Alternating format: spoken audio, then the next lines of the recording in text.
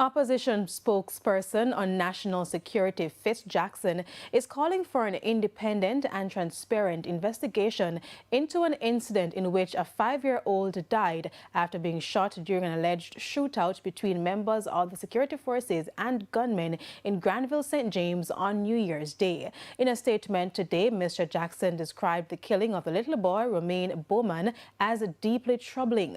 The boy's 68-year-old grandmother was also wounded in the incident.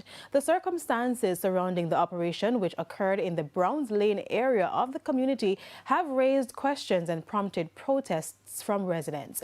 The police reported that 2 men were fatally shot and a high-powered rifle was seized during the operation. Mr. Jackson said that while the opposition acknowledges the difficult and often dangerous conditions under which law enforcement operates, the death of a child demands careful scrutiny and a clear accounting of what transpired.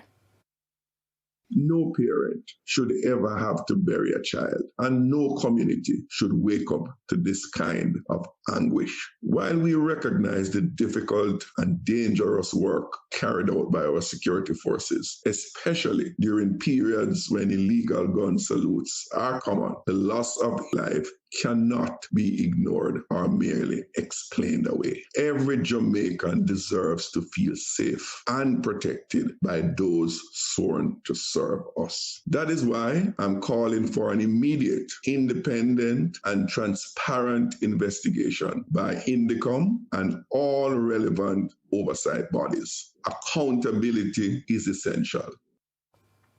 He added that the parliamentary opposition wants to see a review of current engagement protocols and meaningful dialogue with community leaders to help prevent similar tragedies.